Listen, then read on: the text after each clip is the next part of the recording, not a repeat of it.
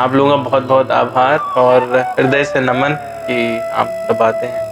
और मैं आप लोगों से आशीर्वाद भी चाहता हूँ कि मुझे आशीर्वाद दें ताकि मैं सही परिप्रेक्ष्य में सही शब्दों का चयन करके और भगवत कथा को आपके सामने प्रस्तुत कर सकूँ, हम लोग एक साथ बैठ के उसका आनंद ले सकें। और उससे पहले मैं सभी आचार्यों को और सभी भक्तों को हृदय से प्रणाम निवेदित करता हूँ। बहुत बहुत नमन। तो पहले हम लोग मंगलाचरण से प्रारंभ करते हैं और फिर आगे बढ़ेंगे जैसे हमेशा करते हैं।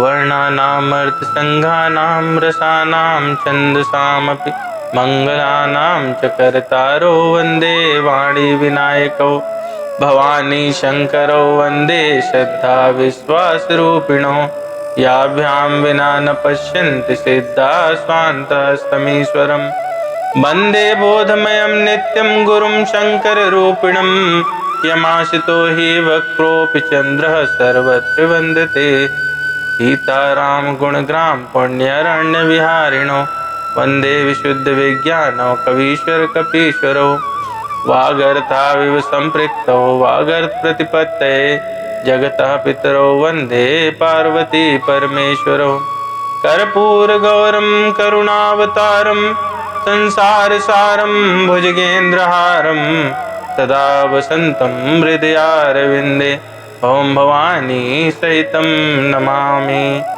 ओम अज्ञानतिमिरान्धस्य ज्ञानाञ्जनशलाकया चक्षुरुन्मीलितं येन तस्मै श्रीगुरवे नमः।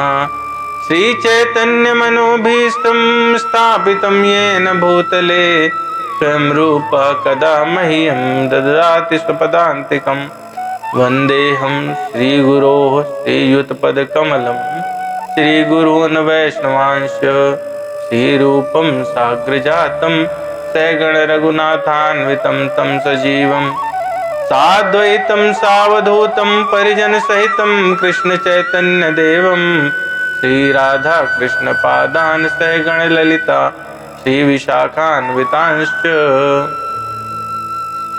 हे कृष्ण करुणा सिंधो दीनबंधो जगत्पते गोपेश गोपिका कांत राधा कांत नमोस्तुते तप्त कांचन गौरांगी राधे वृंदावनेश्वरी वृषभानुसुते देवी प्रणमामि हरिप्रिये वाञ्छा कल्पतरुभ्यश्च कृपा सिन्धुभ्यैव च पतितानां पावनेभ्यो वैष्णवेभ्यो नमो नमः।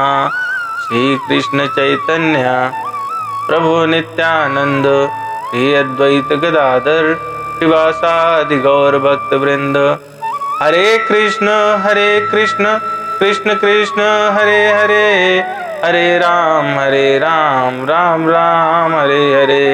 शांताकारं भुजगशयनं पद्मनाभं सुरेशं विश्वाधारं गगनसदृशं मेघवर्णं शुभांगं लक्ष्मीकान्तं कमलनयनं योगभिर्ध्यानगम्यं वन्दे विष्णुं भवभयहरं सर्वलोकैकनाथं यं ब्रह्मा वरुणेन्द्र रुद्रमरुतः स्तुवन्वन्ति दिव्यैः स्तवैर्वेदैः साङ्गपदक्रमोपनिषदैर्गायन्ति यं सामगाः ध्यानावस्थिततद्गतेन मनसा पश्यन्ति यं योगिनो यशान्तं नाविदुः देवाय तस्मै नमः।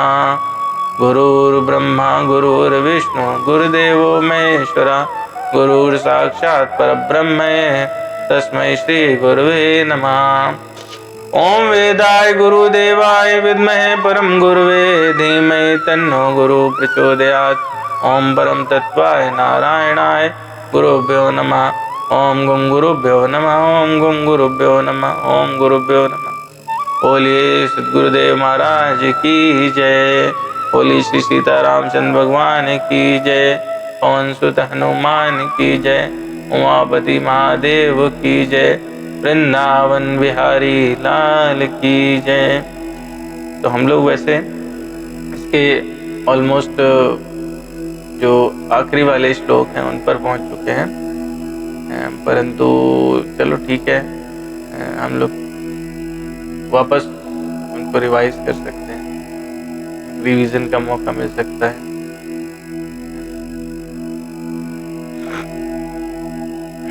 थोड़ा शॉर्टली उनको हम लोग कोशिश करेंगे। तो श्लोक संख्या जो है वो हमने पिछली बार की थी 41, 42 और 43। ठीक है, तो हम लोग 41 से थोड़ा सा पुनरावृत्ति कर लेते हैं, तो उसमें सब्जेक्ट विषय को समझने में आसान हो जाता है।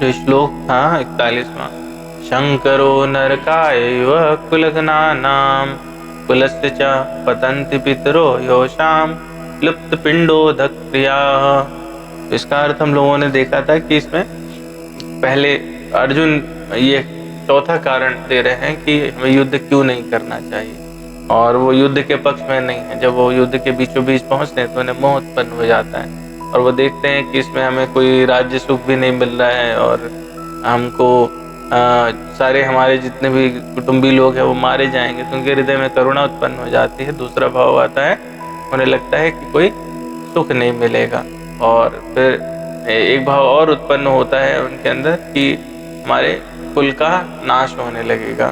तो ऐसे में वो ये चौथा कारण बता रहे हैं यहाँ पर कि क्या होगा उसमें जब सारे ही लोग मारे जाएंगे, तो हम कुल में वर्ण संकर पैदा होंगे। अवांछित संतानों की वृद्धि से निश्चय ही परिवार के लिए तथा पारिवारिक परंपरा को विनिष्ट करने वालों के लिए नारकीय जीवन उत्पन्न होता है। ऐसे पतित कुलों के पुरखे गिर जाते हैं क्योंकि उन्हें जल तथा पिंडदान देने की क्रियाएं समाप्त हो जाती हैं। तो इसमें जो शंकर शब्द है, शंकर शब्द का मतलब यहाँ पर है अवांछित बच्चे, लेकिन जो शंकर शब्द है उसका अर्थ होता है, शाब्दिक अर्थ होता है मिश्रण से। जो अपोजिट धर्म वाले हैं, विपरीत धर्म वाली चीजें हैं, उनके मिश्रण से अगर कुछ उत्पन्न हो तो वो शंकर कहलाता है। जैसे एक वर्ण अगर उत्पन्न होगा तो वो वर्ण शंकर कहलाएगा। दो अलग अलग लोग जिनको आपस में नहीं मिलना चाहिए था और वो मिलेंगे तो वो उससे जो अवांछित, क्योंकि वो वांछित नहीं है, तो अवांछित जो संतान उत्पन्न होगी वो वर्ण शंकर कहलाएंगे। इसी प्रकार से भाषा शंकर और बहुत सारे, मतलब शंकर शब्द का मतलब होता है दो अपोजिट धर्म के चीजों का मिश्रण होना, वो शंकर कहलाता है। तो ऐसे में क्या होगा कि जब सारे ही लोग मारे जाएंगे तो क्या होगा कि जो पुरुष हैं वो रहेंगे नहीं, स्त्रियां जो है वो उस समय प्रोटेक्शन लेस हो जाएंगी, सुरक्षित नहीं रहेंगी, और जो लोग आतताई लोग हैं, आक्रमणकारी हैं, वो वहां पर उनके साथ में ऐसी क्रियाएं करेंगे जिनसे अवांछित संतानें उत्पन्न होंगी। और जब अवांछित संतानें उत्पन्न होंगी तो उन अवांछित संतानों के उत्पन्न होने से क्या होगा, उन अवांछित संतानों के उत्पन्न होने से दो बातें होंगी। एक तो उनको धर्म का ज्ञान नहीं रहेगा, जो पहले कुल परंपरा चल रही थी उस कुल की, उस परंपरा को वो नहीं जानेंगे हैं, और उस कुल की परंपरा को न जानने के कारण जो श्राद्ध प्रक्रिया रहती है, पिंड आदि क्रिया रहती है, वो नहीं कर पाएंगे। और बाई चांस अगर उन्होंने सीख भी ली तो वो चूंकि उस कुल के नहीं है, इसलिए उनकी पिंड क्रिया जो है वो बेकार जाएगी, वो फायदेमंद नहीं रहेगी। तो ऐसे में क्या होगा, जो परिवार के लिए लोग हैं, अब जो अधर्म से बच्चे पैदा होते हैं, जो इस तरह के रहते हैं, वो उनको सही संस्कार नहीं मिलते। हम लोग आनुवांशिक उससे भी जानते हैं, जेनेटिक्स से भी जानते हैं कि जब ऐसी परिस्थिति होती है तो वो संस्कार उनके ठीक नहीं रहते, और जब वो संस्कार ठीक नहीं रहेंगे तो वो जो आपके कुल धर्म में चल रहा है, जो कई पीढ़ियों से चला जा रहा है, जो सनातन है, वो फिर उस तरह का नहीं रहेगा। तो धर्म का भी नाश होगा इससे, और जो परिवार के लोग हैं, जो बचे हुए लोग हैं, उनके लिए जीवन कैसा हो जाएगा, नारकीय जीवन हो जाएगा। जब बच्चा अच्छा नहीं करता तो कैसा जीवन हो जाता है, नारकीय जीवन हो जाता है। अब वो यहाँ पर जो लोग हैं उनके लिए नारकीय जीवन है, और वहां पर जो होता है उस लोक में जो पितृ रहते हैं उनके दो तरह की गति होती है। एक होती है मृत्यु गति, मतलब जो मृत्यु लोक में ही रह गए, और कुछ जो होते हैं पितृ वो ऊपर चले जाते हैं। लेकिन जो मृत्यु लोक वाले पितृ रहते हैं वो पूरी तरह से डिपेंडेंट होते हैं आपकी पिंड क्रिया पर। ठीक है, मतलब आप उसको मोटा मोटा भाषा में समझ सकते हैं। तो कहते हैं ना कि आत्मा तो मरती नहीं है, तो आत्मा न मरता है न मारा जाता है, तो फिर क्या होता है, बीच में क्या परिस्थिति रहती है, तो उसमें पिंड क्रिया का क्या फायदा है, ऐसे प्रश्न आते हैं कभी कभी। तो होता क्या है कि जब किसी की मृत्यु होती है तो उसके जो कर्म और पुण्य फल इत्यादि रहते हैं उसके आधार पर उसकी गति होती है, परंतु वो गति तुरंत प्राप्त सबको नहीं होती। किसी ने ऐसा किया है कि उसको वेटिंग का टिकट मिले, किसी का RAC रह गया, और कोई जो है वो उसको फर्स्ट क्लास वाला ट्रीटमेंट मिलेगा, किसी को फर्स्ट AC का मिलेगा, किसी को अपग्रेडेशन हो जाएगा। ठीक है, तो ऐसी सिचुएशन है वहां पर। तो वहां पर क्या, बहुत सारे लोग वेटिंग पीरियड में हैं। जब यहाँ से गए और उनके इस तरह के कर्म नहीं थे या उन्होंने इतना धर्म का पालन नहीं किया था, तो वो वेटिंग पीरियड में वो फुली डिपेंडेंट हो जाते हैं। तो वो ऊपर भी नहीं गए, इस लोक में भी नहीं गए और मृत्यु लोक में भी नहीं, और बीच की क्रिया में है ना। जब अगर ईश्वर नहीं करे कभी इस तरह की नौबत आए, परंतु हाँ, गरुड़ पुराण स्वयं पढ़ने तो पढ़ेंगे तो उसमें पूरा सब दिया हुआ है। उसमें कितने दिन में क्या होता है, कब प्रेत योनि में जाता है और कब मनुष्य का कैसे, आत्मा का क्या क्या प्रवास रहता है इत्यादि इत्यादि। तो वो लोग जो मृत्यु लोक में हैं वो आप पर फुली डिपेंडेंट है। उनको अगर आप पिंड क्रिया करोगे, श्राद्ध इत्यादि करोगे, तो वो उनको उसका फल प्राप्त होगा और वो आगे बढ़ेंगे। तो उनकी तृष्णा भी समाप्त हो जाती है, क्षुधा भी समाप्त हो जाती है, ना भूख लगेगी ना प्यास लगेगी। लेकिन और जो लोग कोई जीवन प्राप्त कर चुके हैं लेकिन मृत्यु लोक में हैं, अभी भी है, तो वो करिए कि कोई जो है वो भेड़ बकरी बन गया, शेर बन गया, तो आपके पिंड क्रिया करने से उसको वहां पर वो उस पिंड क्रिया का फल मिलता है। जो सिंह है 2 दिन से भूखा है, तो उसको उस पिंड क्रिया के फल स्वरूप शांति और भोजन की व्यवस्था हो जाती है जो आप यहाँ से देते हैं। ठीक है, तो ऐसा नहीं कि हम आटा खिला रहे हैं तो वो आटा खाएंगे, पर ठीक है, वो एक क्रिया है जिसके फल स्वरूप वहां पे प्राप्ति होती है। तो इस तरह से हम देखें तो हर उसका पिंडदान का बहुत महत्व है। तो श्राद्ध वाला जो पीरियड है वो हम लोगों को भी इसलिए वो सारी क्रियाएं करनी चाहिए।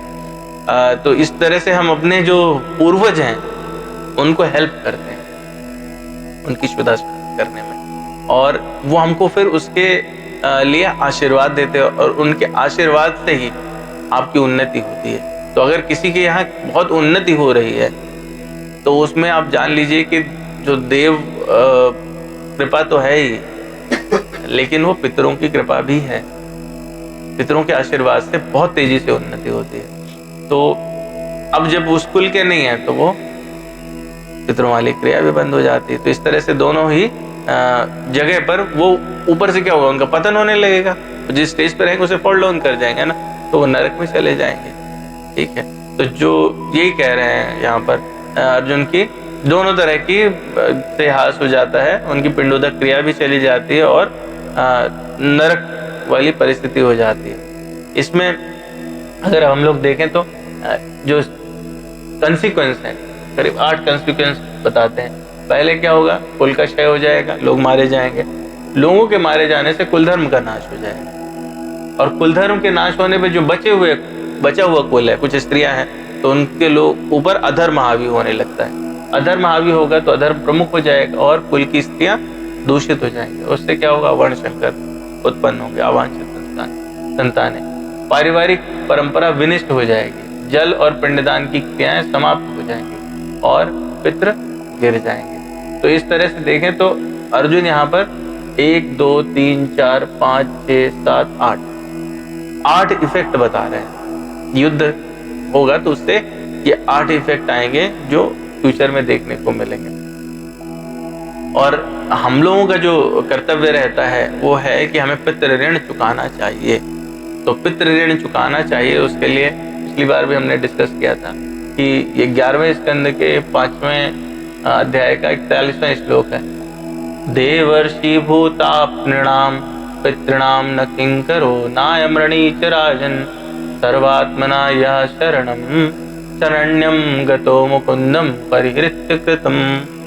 तो इसका जो अर्थ है वो ये है कि जो पुरुष दूसरे सभी कर्तव्यों को त्याग कर और जो मुक्त का दान देने वाले हैं, भगवान को इसीलिए मुकुंद कहते हैं, भगवान विष्णु को, कि वो इन सब से मुक्ति प्रदान करते हैं। तो उनकी चरण कमलों की जो शरण ग्रहण करता है, तो वो व्यक्ति जो चरण कमलों की न किंकरो नायम रणीच राजन, हे राजन, वो जो उनके चरणों की शरण ग्रहण करता है, सर्वात्मना यह शरणम शरण्यम गतो मुकुंदम परिहृत्य कृतम, और इस तरह से वो अपने देवताओं को, मुनियों को, सामान्य जीवों, स्वजनों, मनुष्यों, पितरों के प्रति अपने कर्तव्य और ऋण से मुक्त हो जाता है। तो कैसे मुक्त हो जाता है? इस तरह से नहीं कि भैया ठीक है चलो अब आपका वो कर्ज छूट गया। पिछली बार हम लोगों ने बात की थी, आपने यदि किसी से कर्ज लिया है तो वो कर्ज आपको चुकाना ही पड़ेगा, या फिर आपकी जगह वो कर्ज कोई चुका दे।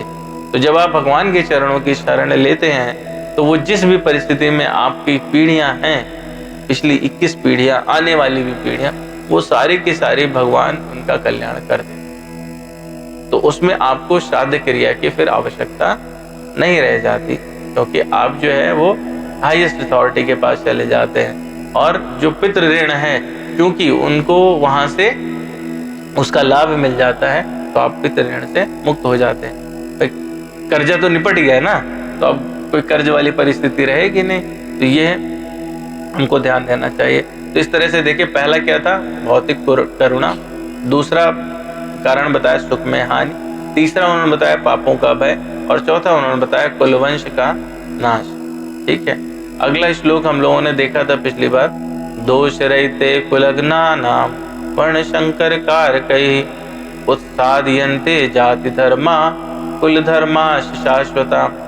अब कुल परंपरा विनिष्ट हो गई थी, अवांछित संतानें हमने देखा उत्पन्न हुई, जिससे स्त्रियां दूषित हुई और अधर्म ने दबा लिया उनको। ऐसे करते करते तो पुरखों का पतन होना शुरू हो गया। अब जो लोग कुल परंपरा को विनिष्ट करते हैं और इस तरह की अवांछित संतानों को जन्म देते हैं, वो कह रहे हैं कि दोषपूर्ण जो संतानें उत्पन्न होती हैं उनसे क्या होगा? उनसे जो है कुल परंपरा के नष्ट होने, किसी कुल के जाने से क्या होगा? पूरी की पूरी जाति, कई कुल मिलके एक जाति बनाते हैं, वो पूरी की पूरी जाति भी पतन की तरफ चली जाएगी, डूब जाएगी। उसके कल्याण जो कार्य है वो विनिष्ट हो जाएंगे, सामुदायिक योजनाएं समाप्त हो जाएंगी। तो इस तरह से देखें तो धीरे धीरे वो समाज में ही एक कुल की समस्या नहीं रह जाती, वो संपूर्ण समाज की समस्या बन जाएगी यदि युद्ध होता है तो, और लोग मारे जाते हैं तो ऐसा अर्जुन अभी कहते हैं। तो इसमें दो चीजें हैं जिन पर हम लोग डिस्कस कर लिया। फिर हमने अगला श्लोक देखा था, उत्सन्न कुल धर्माणाम मनुष्याणाम जनार्दन नरके नियतम वासो भवति इति अनुशुश्रुमा। तो यहाँ पर अर्जुन और जोर दे के कह रहे हैं कि हे कृष्ण, मैंने जो है वो अपने गुरुजनों से सुना है। अनुशुश्रुम जो है उसका, उस शब्द का मतलब होता है गुरु परंपरा। तो गुरु परंपरा जो है वो उसको उससे हमने सुना है कि जो लोग कुल धर्म का विनाश कर देते हैं वो सदा नरक में वास करते हैं। तो मतलब कहने का अर्थ हुआ कि हम युद्ध में, अगर हमको पाप तो लगेगा ही, लेकिन हम युद्ध में अगर शामिल हुए तो ऐसी परिस्थिति में क्या होगा कि आगे जो हमारी स्थिति रहेगी, हमारा भविष्य जो रहेगा वो भी नरक वाला ही रहेगा, उसमें हम आगे नहीं बढ़ पाएंगे। तो ये बात ऐसा अर्जुन कह करके अपनी बात को और पक्का करना चाहते हैं। लोग कहते हैं ना, हमने गुरुजनों से सुना, अपने बड़ों से सुना, ठीक है, और ये बात बिल्कुल पक्की, जो सदियों से हम सुनते चले आ रहे हैं वो तो गलत नहीं हो सकता। तो अब हम लोग इसके बाद में ये 44वें श्लोक से प्रारंभ करते हैं, और इसको जो है वो हम लोग जैसे हमेशा करते हैं वैसे ही करेंगे हैं। तो उसको हम लोग पढ़ते हैं, फिर आगे बढ़ते हैं, है ना। अहोवत महत् पापम कर्तुम व्यवसिता वयम् यद्राज्य सुख लोभेन हन्तुं स्वजनम् उद्यता अहो बत महत् पापम् कर्तुं व्यसिता वयम् यद्राज्य सुख लोभेन हन्तुं स्वजनम् उद्यता अहो बत महत् पापं कर्तुं व्यवसिता वयम्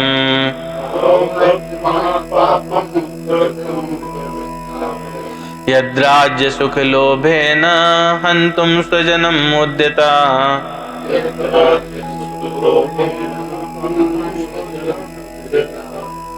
अहो बत महत् पापं कर्तुं व्यवसिता वयम्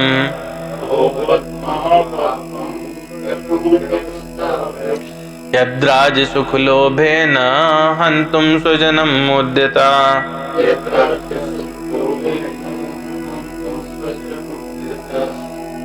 तो अब हम लोग इसका जो है एक बार पूरा अर्थ देख लेते हैं कि क्या है, और फिर उसके बाद उसको फिर विश्लेषणात्मक तरीके से पढ़ते हैं। ठीक है।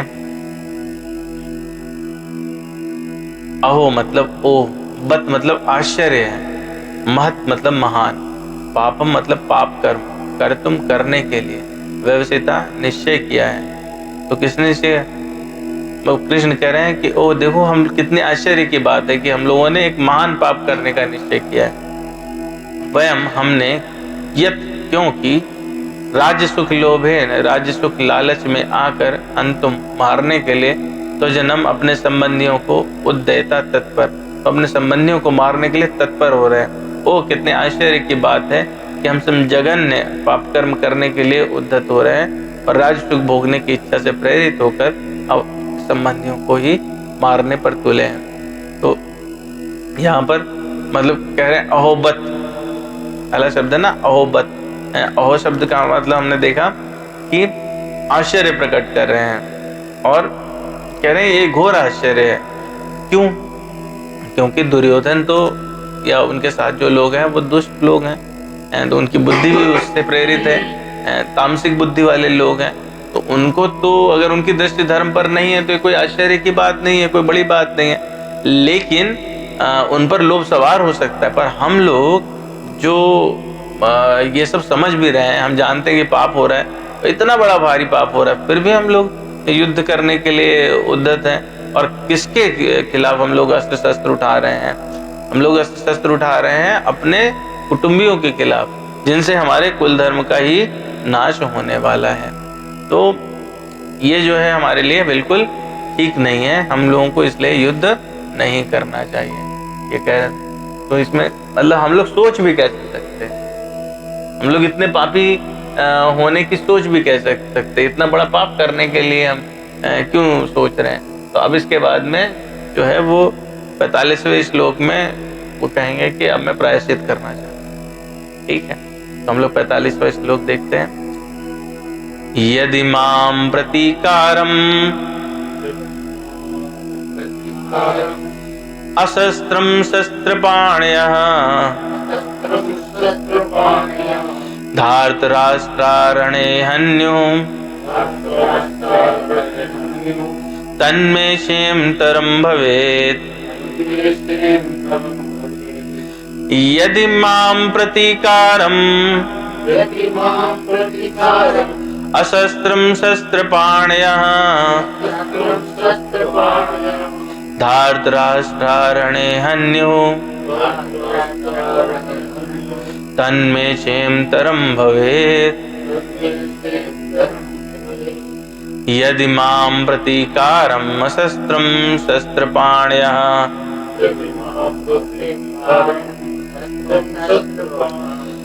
धार्तराष्ट्रारणे हन्युस्तन्मे क्षेमतरं भवेत्।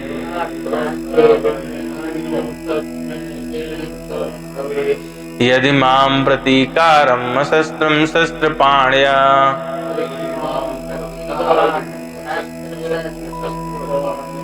धार्तराष्ट्रारणे हन्युस्तन्मे क्षेमतरं भवेत्।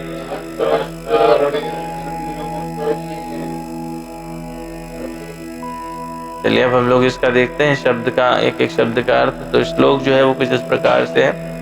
यदि माम प्रतिकारम शस्त्रम शस्त्रपाणयः धातराष्ट्रारणे अन्यस्तन्मे क्षेमतरम भवेत्।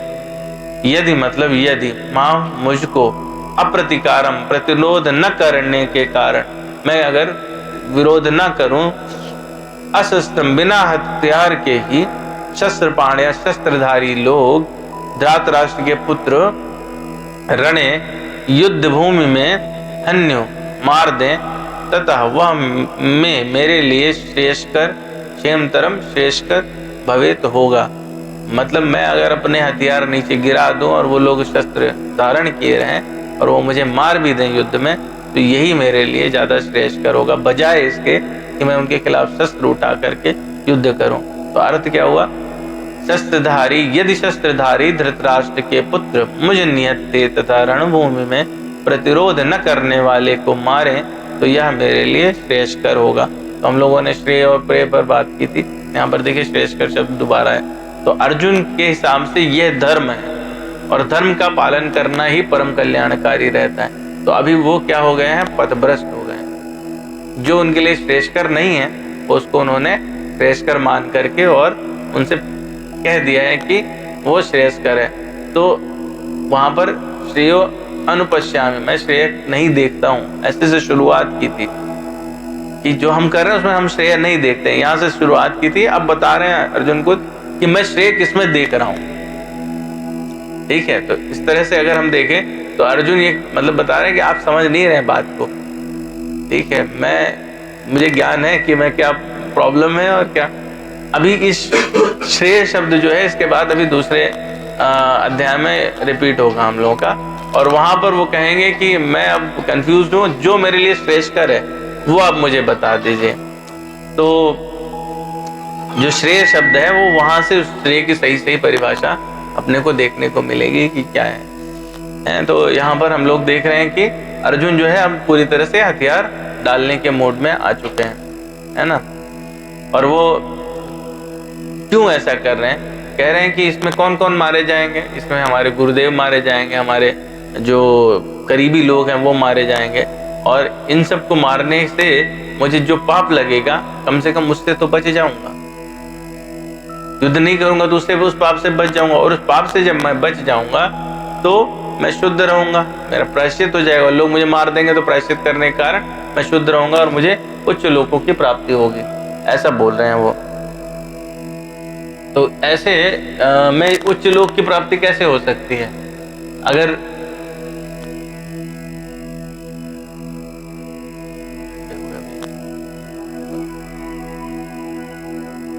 तो ऐसे में उच्च लोक की कैसे प्राप्ति हो सकती है जब संपूर्ण कुल ही हमको हमारा नष्ट हो जाए? तो हम युद्ध न करके पाप से तो कम से कम बच सकते हैं। और ऐसे में एक और चीज अर्जुन सोच रहे हैं कि मैं जब युद्ध नहीं करूंगा तो इतिहास में तो कम से कम मुझे इस दृष्टि से देखा जाएगा कि एक व्यक्ति तो था जिसने युद्ध बचाने का प्रयास किया और अपने प्राणों की बलि दी, तो इस तरह से मुझे यश की भी प्राप्ति होने लगेगी। तो ये बात अर्जुन कह रहे हैं। अगला श्लोक, संजय उवाच एव मुक्त्वा अर्जुनः संख्ये रथोपस्थोपविशत् विसृज्य सशरं चापं शोक संविघ्न मानसः एव मुक्त्वा अर्जुनः संख्ये रथोपस्थोपविशत् विसृज्य सशरं चापं शोक संविघ्न मानसः एव मुक्त्वा अर्जुनं संख्ये रथोपस्थोपविशत्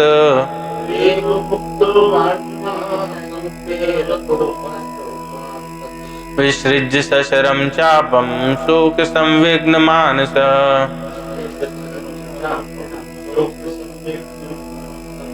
एवमुक्त्वा अर्जुनः संख्ये रथोपस्थ उपाविशत्।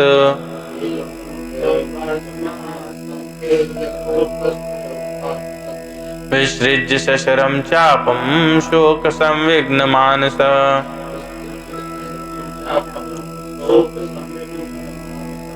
चलिए हम लोग इसका अर्थ देखते हैं। तो श्लोक कुछ इस प्रकार से, संजय वाच एवमुक्त्वा अर्जुनः संख्ये रथोपस्थ उपाविशत्। विसृज्य सशरं चापं शोक संविघ्न मानस। संजय उवाच मतलब संजय ने कहा, ठीक है।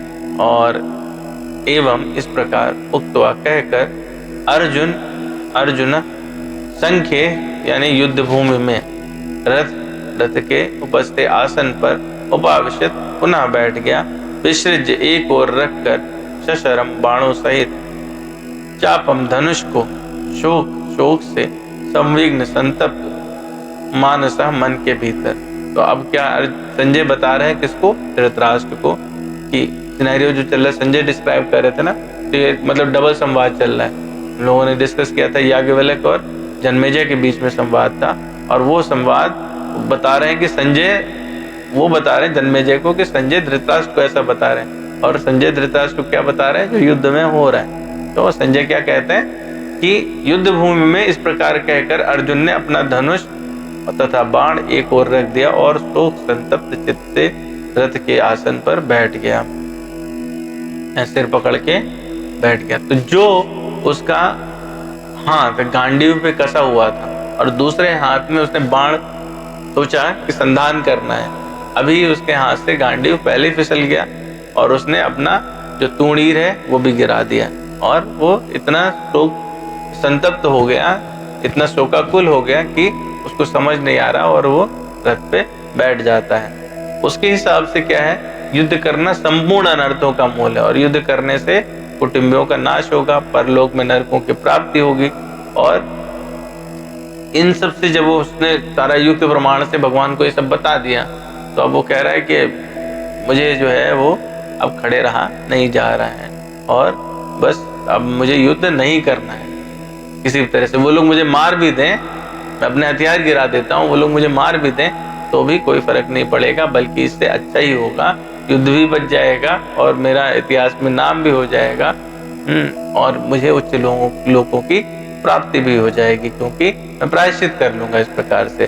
तो ऐसी अर्जुन की जो शोकाकुल अवस्था है उसमें क्या कारण है? उसमें मुख्य कारण यही था कि भगवान ने भीष्म और द्रोण के सामने रथ खड़ा कर दिया, जिनसे अर्जुन सबसे ज्यादा प्रेम करते थे। तो आपकी कड़ी परीक्षा कब होती है? जब आप ऐसी परिस्थिति में हो और आपको अपने सबसे ज्यादा जो प्रिय लोग हैं उनके अगेंस्ट में ही खड़े होना पड़े। यही सबसे ज्यादा कठिन कार्य रहता है कि जब पहले से ही परेशानी चल रही है और उसके बाद में अपने ही लोगों के अगेंस्ट में आपको खड़े रहना पड़े, तो ऐसे में क्या हो गया है, अर्जुन के विषाद की स्थिति है। ऐसी परिस्थिति कुछ रही होगी कि अर्जुन अपने सिर पे हाथ रख के और बैठ जाते हैं। तो हम लोग अब इसको जो है वो एक रिवीजन वाले मोड में देखते हैं। यहाँ पर ये आखिरी श्लोक था इस अध्याय का, और ये अध्याय हमारा यहाँ पर कंप्लीट हो जाता है। तो प्रथम अध्याय में हम देखें तो 46 श्लोक हैं। तो पहला जो है, पहला श्लोक में ये आंसर शुरू होते हैं। पहले श्लोक में क्या पूछता है? धर्म क्षेत्रे कुरुक्षेत्रे, है ना? तो धर्म क्षेत्र और कुरुक्षेत्र में, तो यहाँ से हमारा पहला श्लोक शुरू होता है। और वो उस श्लोक में पहला पार्ट जो क्वेश्चन का है वो संजय से पूछ रहा है धृतराष्ट्र की माम का पांडवश्चैव किम कुर्वन् संजय। हे संजय, मेरे पुत्रों ने और पांडवों के पुत्रों ने क्या किया? 2 पार्ट हुए थे। तो मेरे पुत्र, उसमें 2 से 13 तक जो धृतराष्ट्र के पुत्र यानी कौरवों का जो मनोभाव और उनके क्रियाकलाप है वो संजय बताते हैं। फिर पांडु के पुत्र मामका पांडवश्चैव, तो उनके पुत्रों ने क्या किया? वो 14 से 20 तक। फिर 21 से अर्जुन की स्थिति और अर्जुन का जो भक्त वत्सल भगवान के बीच का व्यवहार है वो 27 श्लोक तक, और 28 से 46 तक 4 तर्कपूर्ण कारण युद्ध ना किया जाए। ठीक है, तो ये सारे यहाँ तक आ गए। अब इन 4 तर्कपूर्ण कारणों के बाद में एक 5वां कारण आएगा जो दूसरे अध्याय में है। इन 5 कारणों को भगवान सुलझाने के लिए पूरी भगवत गीता कहेंगे। तो कुल मिलाकर देखा जाए तो इनडायरेक्टली धृतराष्ट्र के जो क्वेश्चन है उसका आंसर भगवत गीता है। तो हम लोगों को जो है 2-3 चीजें यहाँ पर बहुत अच्छे से समझनी चाहिए। एक बहुत अच्छी बात जो मुझे लगी, मुझे समझ आई, वो ये है कि हम लोगों को कई बार ऐसा मन में आ सकता है कि भगवान ने तो बस कह दिया, प्रैक्टिकली ये सब संभव नहीं है।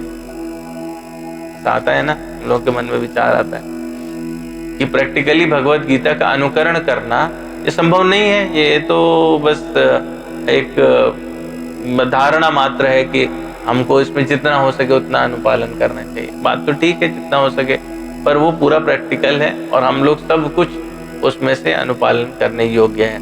ऐसा इसलिए कोई ये भी कह सकता है भगवान को क्या है, भगवान ने तो कह दिया, आप कुछ तो किया नहीं।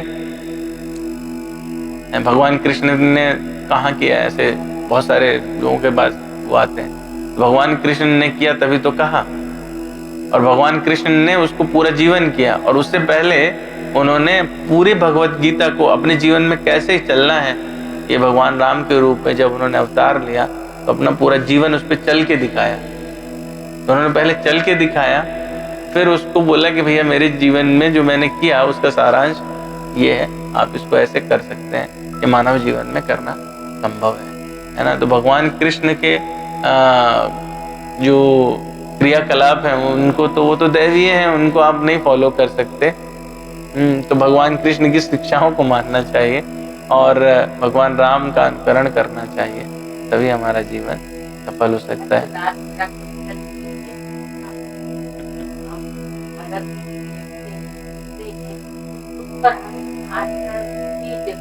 बिल्कुल, आप देखिए, देखने सुनने का जो तात्पर्य है, हम लोग यहाँ पे इकट्ठा होते हैं, मैं पिछली बार भी इसके पहले भी ये बात बोला था कि उसका अर्थ ये नहीं है कि हम आए सुन के चले गए। ठीक है, उससे जितना लाभ हो सकता है वो लाभ होगा, परंतु असली इसका उद्देश्य यही है कि हम लोगों का जो मार्ग है वो भगवत प्राप्ति की तरफ या भक्ति की तरफ प्रवृत्त हो। हम अपने को थोड़ा थोड़ा चेंज करें, जो यहाँ पे सुनते हैं उसको मनन करें कि क्या वास्तव में हमारी स्थिति, मतलब इसमें कोई अभी तक आप देखो तो सारी वो है जो हमारी लाइफ में एग्जिस्ट करता है, कुछ भी नॉन एग्जिस्टेंट नहीं है। और हम प्रतिदिन अगर मनुष्य अपने जीवन को देखे तो उसे लगेगा कि हम हर दिन युद्ध की स्थिति में होते हैं। कोई भी मनुष्य मिले उससे आप बात करेंगे तो क्या बताएगा कि बहुत परेशानी चल रही है।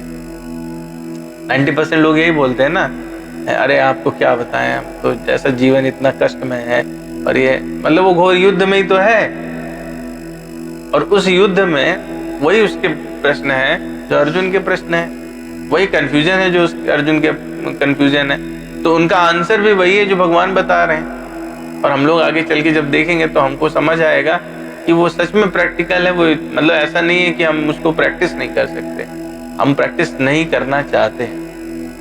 हमने कहीं ना कहीं ये मान लिया बचने वाला, जैसे अभी अर्जुन कह रहे हैं ना कि हम युद्ध करने से बच जाएंगे तो ठीक रहेगा, प्रायश्चित भी कर लेंगे तो हमें कुछ लोग, तो हम अपना ज्ञान अपने आप प्रकट करते हैं और उसके बाद में फिर उसका अनुकरण करने की कोशिश करते हैं। ठीक है, और मतलब 3-4 सप्ताह पहले जो हम लोगों ने वो बात कही थी वो बहुत ही सुंदर मुझे लगती है कि हम लोग पूरा जीवन किसमें लगा देते हैं, संपत्ति अर्जन और विपत्ति निवारण में। ठीक है, पूरा जीवन हम लोग को इसी में लगता है, चलो यार कैसे पैसे कमाए जाए, और उस पैसे कमाने में जो कठिनाई आ रही हो उसको कैसे दूर किया जाए, इसके अलावा हम कुछ नहीं करते।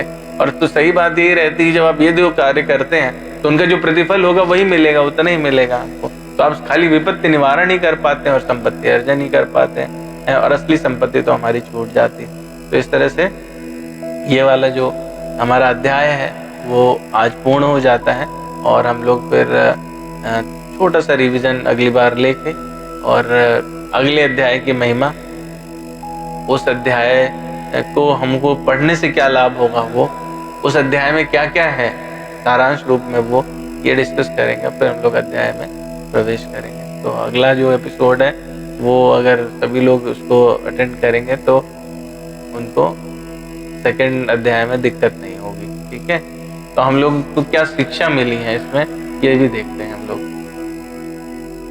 गीता के विद्यार्थी के क्या गुण होने चाहिए, यानी गीता को जो लोग जानना चाहते हैं उनमें क्या गुण होने चाहिए, तो उनमें गुण वही होने चाहिए जो अर्जुन के गुण हैं। आगे हम लोग इस चीज को और स्पष्ट समझ पाएंगे। दूसरा क्या है, कहीं भी यहाँ पे अर्जुन के ऊपर इतनी समस्याएं हुई हैं, 46 श्लोक हमने सुने जिसमें अर्जुन जो है वो 23 के बाद से लगातार बात कर रहा है, पर एक बार भी उसने ये नहीं कहा कि हमारे ऊपर क्या विपत्ति टूट पड़ी है, नहीं बोला ना कहीं भी, भगवान ने ऐसी हमारे ऊपर समस्या डाल दी है हम क्या। तो हमको भगवान को दोष नहीं देना चाहिए, जो है वो हमारे कर्मों का ही प्रभाव है। ठीक है, तीसरी बात हमने देखी कि द्वंद्व हमेशा मौजूद रहता है, उस द्वंद्व को हम ईश्वर की सहायता से पार कर सकते हैं। चौथी बात हमने देखी कि जो अभी हमारे लास्ट वाले श्लोक में दिखाई दे रहा है कि अर्जुन नकारात्मक हो गए, परंतु यदि हम अर्जुन की स्थिति को आगे एनालाइज करेंगे तो अर्जुन जो है वो लास्ट तक पहुंचते पहुंचते पूरे मनोयोग के साथ युद्ध करते हैं। तो हमारा भी यही होना चाहिए, कभी कभी नकारात्मकता हमारे जीवन में आती है, परंतु हमको जैसे स्प्रिंग वाला रहता ना कि आप कूदते हो और उतना ही ऊंचा उछलते हो, तो उतनी दुगनी गति से हमको पॉजिटिव की तरफ जाना चाहिए।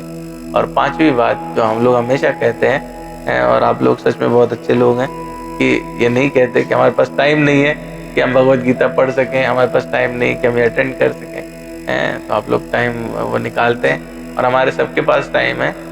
भगवान ने वो 24 घंटे सबको दिए और हम लोग देखेंगे, मतलब हम लोगों को प्रयास करना चाहिए ना कि वो बड़े लोग जिनको हम सक्सेसफुल समझते हैं अपने जीवन में भी, लौकिक में, उनका भी जीवनी अगर हम पढ़ेंगे तो हम पाएंगे कि वो कहीं ना कहीं उनके जीवन में धर्म था, वो धार्मिक थे। वो आप जिनको भी महान समझते हैं, चाहे आप नेल्सन मंडेला है और चाहे महात्मा गांधी। नेल्सन मंडेला को पूरी भगवत गीता याद है, 700 श्लोक पूरे A to Z। वो चाहे रतन टाटा है और चाहे वो अंबानीज है, सबके जीवन में हमको भले से ही नहीं पता लेकिन धर्म है, और वो इतने तगड़े रूप से है कि वो उनको उन्नति के लिए ले जाते है ना। तो हम लोग अगर अपने जीवन में इसको अपनाएंगे तो हमारी अवनति नहीं होती। मतलब हमको लगता है कि समय का लॉस हो रहा है, पर वो होता नहीं है, वो कभी भी नहीं होगा। आप अनजाने में बहुत सारे सवालों के जो जीवन में कठिनाइयां हैं उनके आंसर मिलते हैं, और आपको लड़ने की क्षमता वो लगातार बनी रहती है, आप कभी नहीं टूटते। जो बहुत अच्छे भक्त होते हैं आप देखोगे वो कभी नहीं टूटते किसी परिस्थिति में, चाहे कुछ भी हो जाए। तो हम लोग इन्हीं शिक्षाओं के साथ और इन्हीं बातों के साथ में इस अध्याय के समापन की तरफ चलते हैं, और हम लोग अब पढ़ेंगे भगवत गीता महात्म्य, और भगवत गीता महात्म्य करने के बाद हम लोग आरती कर लेंगे। ठीक है, तो हम जैसे पिछली बार किया था वैसे ही करते हैं। एक लाइन पढ़ता हूँ, आप उसको रिपीट करिए, और फिर अगली लाइन पढ़ूंगा फिर रिपीट करें। वो आसान रहता है सबको समझने और करने में। ठीक है, गीता शास्त्रम इदम पुण्यम यह पठेत प्रयता पुमान,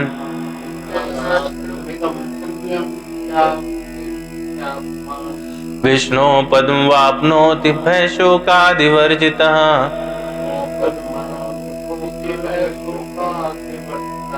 गीताध्ययनशीलस्य प्राणायाम परस्य च,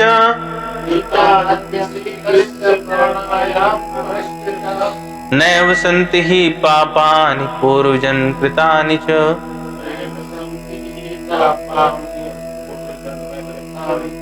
मल्लिर्मोचनं पुंसां जलस्नानं दिने दिने,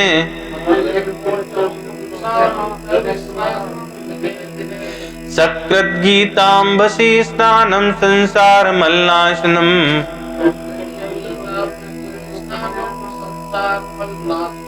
गीता सुगीता कर्तव्या किमन्यैः शास्त्र विस्तरैः,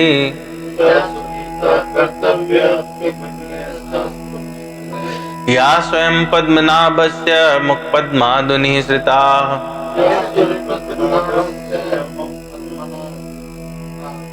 वार्तामृत सर्वस्वं विष्णोर्वक्त्रादुनि श्रितम्।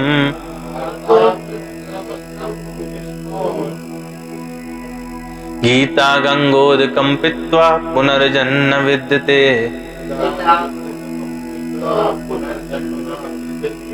सर्वोपनिषदो गावो दोग्धा गोपाल नंदना।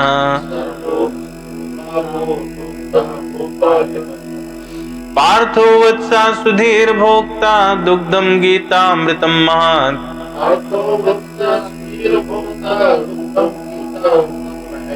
एकम शास्त्रम देवकी पुत्र गीतम एको देवो देवकी पुत्रेव।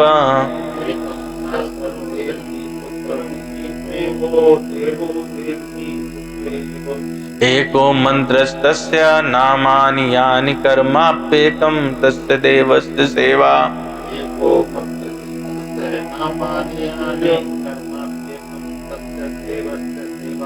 इसमें जो है एक लाइन है, सकृत गीता अम्भसी स्नानम संसार मलनाशनम। इसका मतलब होता है जिसने ठीक से एक बार भी पूरे मनोयोग से भगवत गीता जी में स्नान कर लिया, वो संसार का संपूर्ण मैल जो रहता है उसका नाश हो जाता है, वो धुल जाता है, सारे पाप धुल जाते हैं। तो ये इतना सच है क्योंकि एक बार आप अगर अच्छे से डुबकी लगा लेंगे तो आप उससे कभी बाहर निकलेंगे। ठीक है, तो आपको पाप छुए भी, संसार की कोई परेशानी छुए भी, ये संभव नहीं होगा। मतलब मैं जब भी इसको पढ़ता हूँ तो धीरे धीरे मुझे ये बात लगती है। पहले शुरू में लगता था कि मतलब वही है ना कि जब हम ओछी दृष्टि से देखते हैं तो हमें लगता है इतनी आसानी से सब ऐसे कैसे हो जाए। लेकिन शंकराचार्य जी ने इसको जो लिखा, वो जब एक एक आप उसको पढ़ो और मनन करो और रोज पढ़ो रोज पढ़ो रोज पढ़ो, तो आप देखोगे कि वो अपने आप ही खुलने लगता है। आपको लगेगा कि अरे इसमें से तो आप निकल ही नहीं पाओगे। अगर आप डेली पढ़ोगे, रोज आपकी हैबिट हो जाए एक श्लोक को समझना, अपने जीवन में उतारने की, तो आप कैसे निकल पाओगे? आप निकल ही नहीं पाओगे। वो इतना प्रैक्टिकल अंदर चले जाओगे आप कि आप बाहर नहीं जा सकते। और जब आप ऐसे सुरक्षा कवच में घुस गए तो फिर कोई भी चीज कैसे आपको नुकसान पहुंचा सकती है। उसका मतलब ये थोड़े ना कि हमारी मृत्यु नहीं होगी, उसका मतलब ये भी नहीं कि हमें बीमारी नहीं लगेगी, हमें कोई कष्ट नहीं आएगा। उसका मतलब ये है कि हमें कोई कष्ट प्रभावित नहीं करेगा। दोनों बातों में फर्क है ना। कष्ट होगा पर वो प्रभावित नहीं करेगा, ये बात है। तो हम लोग चलिए फिर आरती के लिए चलते हैं। और आरती जो है आज खुद ही चलानी पड़ेगी। आज वो लोग हैं नहीं कोई भी, तो आरती खुद ही चलानी पड़ेगी हमको।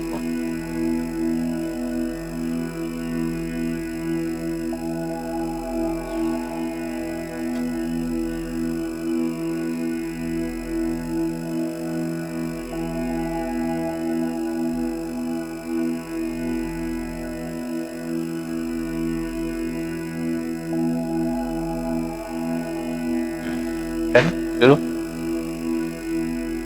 जय भगवत गीते, जय भगवत गीते। हरि कमल विहार सुंदर सुपनीते। जय भगवत गीते, जय भगवत गीते। कर्म सुमर्म प्रकाशिन कामासक्ति हरा मैया काम शक्ति हरा। तत्व ज्ञान विकास विद्या ब्रह्म परा। जय भगवत गीते, जय भगवत गीते। निश्चल भक्ति विधाय निर्मल मलहारी मैया निर्मल मलहारी। शरण रहेश प्रदायन सब विधि सुखकारी। जय भगवत गीते मैया जय भगवत गीते। राग द्वेष विदारिण कारिणी मोद सदा मैया कारिणी मोद सदा। भव भय हारिण तारिण पर आनंद प्रद जय भगवत गीते जय भगवत गीते आसुर भाव विनाशिनी नाशिन तम रजनी मैया नाशिन तम रजनी दैवी सद्गुण दायनी हरि रसिका सजन जय भगवत गीते जय भगवत गीते समता त्याग सिखावनी हरि मुख की बानी या हरि मुख की बानी सकल शास्त्र की स्वामिन श्रुतियों की रानी जय भगवत गीते जय भगवत गीते दया सुधा बरसावन मातु कृपा की जय मैया कृपा कृपा की जय हरि पद प्रेम दान कर आपनो कर लीजय जय भगवत गीत ए मैया जय भगवत गीते। अपने स्थान पे घूम जाइए आप। बोलिए सियावर रामचंद्र भगवान की जय। पवन सुत हनुमान की जय। उमापति महादेव की जय। बोलिए गंगा मैया की जय। यमुना मैया की। जल उधर रखा हुआ पूजा वाले स्थान पे। यमुना मैया की जय। सरयू माई की जय। परम तीर्थ प्रयागराज की जय। काशी नगरी की जय। अयोध्या नगरी की जय। वृंदावन धाम की। चक्र तीर्थ नैमिषारण्य की जय। सभी भक्तों की गौ माता की यहाँ पर उपस्थित सभी भक्तों की जय। बोलिए जय जय श्री राधेश्याम।